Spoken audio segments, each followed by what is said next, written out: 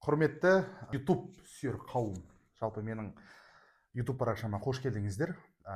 Енді Алла қаласа, бұл YouTube'ды қарқынды дамытуға ниетімді саламын, бар күш-жігерімді саламын, ресурсымды саламын. Сондықтан жазылып қойыңыз, лайк басыңыз, комментарий қалдырып, бір қолдау жасап қойыңыздар. Енді менің алғашқы осы YouTube'дағы видеоларым. Енді кішкене бір YouTube мейкер емеспін, бір контент мейкер емеспін. Сондықтан ақырында біз үйренетін боламыз. Сондықтан бүгін мен сіздерге телесная терапия дегеніміз не деген сұраққа жауап бергім келеді. Жалпы қазіргі мынау Instagram желісінде, TikTok желісінде, YouTube желісінде телесная терапия дегеннің, извиняюсь за выражение, малын шығарып тастады. Біреуі биоэнергетика, біреуі жын шығарып жатыр, біреуі дірілдеп жатыр, біреуі құсып жатыр, жылап жатыр, түшіп жатыр.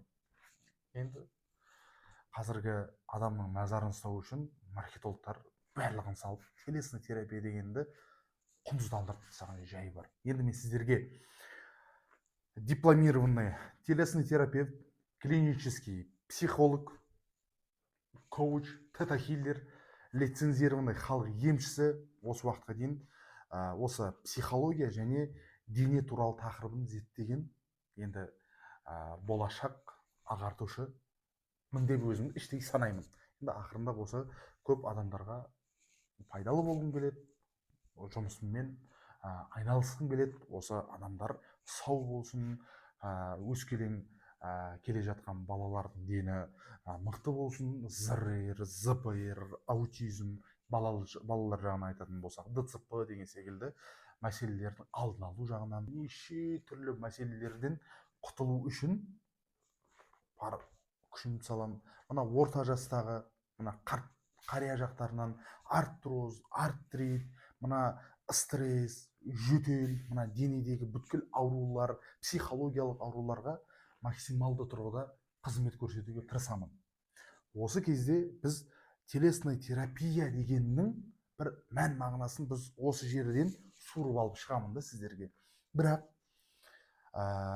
бұл видео жеткілікті болады ма екен, жеткіліксіз болады ма екен, оны мен білмеймін. Сіздердің ой пікірлеріңізден, комментарийларыңыздан көретін боламын. Сондықтан міндетті түрде кері байланыс беріп қойсаңыздар. Енді телесная терапия дегеніміз не? Қазір психология саласы бір 400 бен 500 тармаққа бөлінеді. Оның ішінде гештальт терапия, психоанализ, оның ішінде маг-терапия, транзактный анализге кете береді. Ол көздің жаманды көрмесін кете береді. Соның ішінде телесно ориентированный психотерапия деген үлкен ғылым бар. То есть оны ашқан Венгелем Райх деген бір тоже мықты мектеп бар. Сол кісі, оказывается, біз осы өмірден алған стресстардың барлығы аспанға ұшып кетпейді, Сатурн, Меркурийға ұшып кетпейді. Ол стресстардың барлығы біздің денемізде жиналады деген, сондай эмоциялар денемізде жиналады деген, сондай бір ғылыми методиканы ашады. Бұл психологиялық жағынан. Ал енді біз Эндрю Тейлор деген тағы бір үлкен ғалым бар, остеопатия деген жаңағы методиканы ашқан. Яғни адамның денесіндегі мысалы қазір біздің кәдімгі медицинада көздің врачы бір бөлек, гормонның врачы бір бөлек, жаңағы сүйектің врачы бір бөлек, көтеріңде геморрой болса жаңа проктологтың сферасы бар. Яғни медицина әр бөлшектерді бөліп беріп тастаған. Ол да дұрыс. Бірақ біз остеопатия дегеніміз, яғни біз осты бөліп тастамаймыз да денемізді, ана медицина қарайды, мына врач қарайды деп. Остеопатия деген бүткіл адамды целостно бір тұтас көреді екен. Остеопатия деген. Яғни бұл Эндрю Тейлор, оказывается, біздің денемізде жаңағы грыжа болатын болса, протрузия болатын болса, денемізде бір қисықтық сколиоз болатын болса, немесе біз ішіміздегі бауырымызда проблема, гормонымызда проблема болатын болса, остеопатия деген осы бүткіл адамның бойындағы бүткіл аурудың айығуына көмектеседі, яғни адамды бөліп жармайды, бір тұтасып біледі екен. Мысалы, адамның көзі ауыратын болса, остеопаттар не істейді? Көзде емес, ол көзге әсер етіп тұрған, например, мына тізенің ішіндегі бір нерв қысып қалуы мүмкін. Мысалы, сенің беліңде грыжа болатын болса, ол грыжа емес, оның бірінші причинасы сенің өкшең бала кезінде бір шығып кетуі мүмкін. Сол нәрсе деформация болып, сенің грыжаңа әсер етуі мүмкін. Яки сенің бір ақшаға қатысты көзқарасың бір стресстер болатын болса, онда сенің мына жаңағы жауырыныңда болады екен деп остеопаттар осындай бір тұтас көреді екен осы болезньдерді. Яғни телесно ориентированный терапия и остеопатия дегеніміз адамның бойындағы бүкіл эмоциялар, бүткіл стресстардың барлығы аспанға ұшып кетпейді, біздің денемізде сақталады екен. Ал жаңа Вингель Райх деген ғалымға келетін болсақ, ол кісі не дейді? Ол кісі айтады, адамның бойында 7 сегмент бар. Яғни көздің сегменті, мойынның сегменті, кеуденің, іштің, таздың, аяқтың дегендей. Оказывается, біздің жанымыз қорыталмай қалса, бір ситуацияларда, мысалы, біреулер жаңағы ұрысып қалуы мүмкін, сол ұрысқан нәрсені біздің мына психикамыз, жадымыз көтере алмай қалса, оказывается, миымыз қорыталмай қалған нәрсені біздің денеміздегі бұлшық етіміздің арасындағы фасция деген шамамен адамның бойында бір 20-30 килограммды құрайтын, сондай бір быламық секілді, бір желатин секілді, бір соединительный ткань дейді да, қазір терминмен айтатын болсақ, сол нәрсе бүткіл стресстар жинап қалады. Мысалы, сен көшеде кетіп бара жатырсың, тұрда алдыңнан алабай деп шыға келді, сен тұрасың, бүйрегіңді, мына бауыржаңды ұстап қалады деп қаласың да, қорқып қаласың деп қаласың. Сол стресс тұрады да, миың сол моментте қорыталмай қалады да, жаңағы стресс рефлекс ретінде сенің тамағыңда немесе ұстаған жерінде қалады. Сосын сен оны ұмытып кетесің, постоянно бір бауырың ауырып жүреді, тамағыңда бір щитовидкаң ісініп кетеді. Бір алабайдың ситуациясынан сен сол стрессті қорыта қалсаң, сол бұлшық ет жинай береді, фасция жинай береді, ең соңында ауру болады.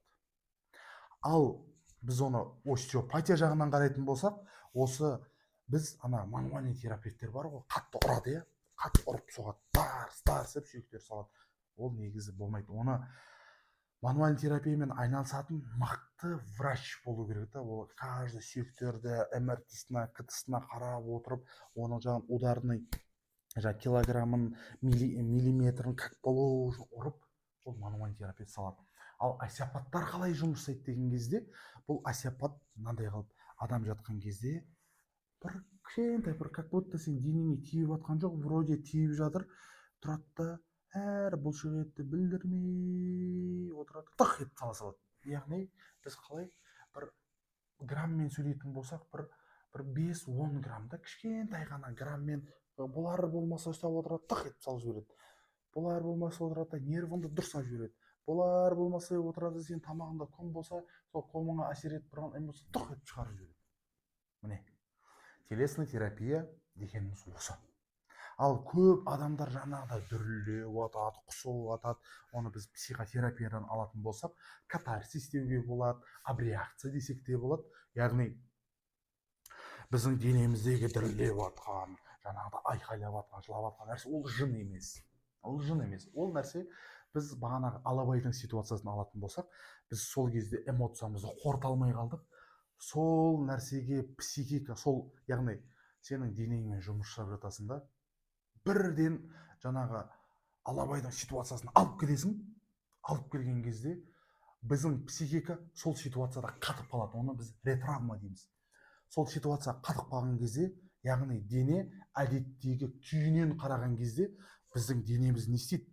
Біздің денеміз сол ситуацияда уже денеміз не істейді, как будто бір денеміз сол, мысалы сен жасың 35-те болуы мүмкін, сол например 13 жасыңдағы кезге түседі да, денең сол моменттегі денең жиырлы, сол кезде қорыққан, жаңағыдай бір дірілдеп, тамағыңнан бір сондай бір дауыстар шығып, денең бәрі былай қозғалып, яғни сол эмоциялар қайтадан проживать етіледі, қайтадан қорытылған кезде біз әдеттегі 13 жасымыздағы жаңағы алабайдың ситуациясынан біз денеміз босайды екен да. Келесі алабайды көрген кезде, келесі бір сонда бір опасность көрген кезде, зажим шешілген кезде біз не істейміз? Біз бос жүреміз да. Оказывается, біздің мына мойнымыздың ауырып қала беретін себебі бүткіл сол груздың бәрін жинай береміз. Біз білетіні бар, біз білмейтіні бар. Сонда психологиялық, сонда қорыққан ситуациялар, фобиялардың бәрін жиналып, ең соңында ол ауруға апарады. Ал сен денең босаған кезде, сенің ішіндегі стресслардың бәрі шыққан кезде, сен осындай жаңағындай ұшып жүресің.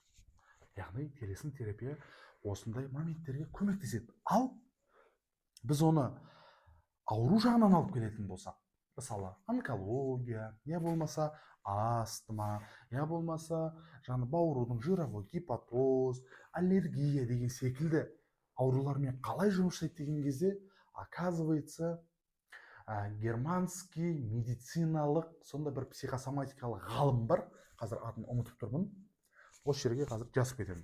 Сол ғалым айтады, оказывается, біз жаңағы алабайдың ситуациясындағыдай, біз ата-анамызбен болған, әпке жаңағы ағаларымызбен, жүзелерімізбен, жақындарымызбен болған ситуациялардың барлығы, оказывается, біздің определенный жаңағы әлсіз мүшелерімізді несет сол кішкентай стресс сол жерде жеп бастайды.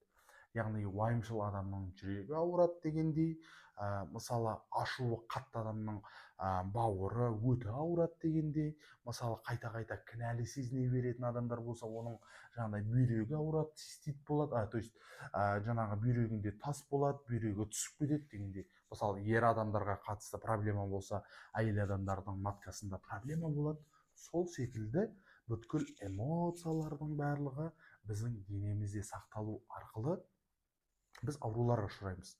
Ал телесный терапияның екінші жағы сол ауруларды анамнез жинау арқылы дифференциальный диагностика, яғни опрос жасайсың клиентпен, сен не болды, қалай болды, не үшін болды, яғни ұмытып қалған заттардың бәрін қайтадан жаңағыдай жадта сақталған нәрсенің бәрін еске түсіресің. Адам еске түсірген кезде оңай болмайды, жаңағы қарсыласады, сеанстардан қатысқысы келмейді. Сол кезде оны сен үйтіп опроспен шығарасың, сосын оны сен дифференциальный диагностика жасайсың, анаумен бір ұштастырасың, ана ситуациямен ұштастырасың, соған жақын ба екен, жақын емес пе екен, денесіндегі қай жағында эмоциялар жиналған, оны ұштастырып екі опростан жиналған кезде дух етеді. Бірінші причина шығады. Оказывается, акушер баланы анасынан шығарып жатқан кезде басын қатты қысып жіберуі мүмкін да. Например, черепное давление болуы мүмкін. Соның салдарынан, например, астма болуы мүмкін. Телесный терапия соны тщательно диагностика жасау арқылы адамға көмектеседі. Ал оны біз энергетикалық жағынан алатын болсақ, телесный терапевттер де көмектеседі. Яғни постоянно шаршап жүресің, таңертең бодрый тұра алмайсың, сен не істейсің, постоянно бір возбужденный күйде бір кезде возбужденный күйде жүресің, бір кезде шаршап жүресің. Солардың барлығы жиналады да дейсің да, энергияң құртылады. Энергия құртылғаннан кейін біз уже көз алдымызға жым көрініп, көз алдымызға бір адамдар елестеп, бір галлюцинация, бредовый состояниеде жүресің. Ал біз осы энергетикалық жағынан да телесный терапия көмектеседі. Сондықтан телесный терапия деген адамның тәнінде сақталған эмоция, стресс, солармен жұмыс жасау арқылы адамның жанын босатады, комплекстардан босатады, аурулардан босатады, көмектеседі. Сосын телесный терапевт узкий мамандармен де жұмыс жасайды. Яғни телесный терапевт бүткіл ауруды шешіп тастайды дегенде нәрсе емес. Яғни мен қалай жұмыс жасаймын?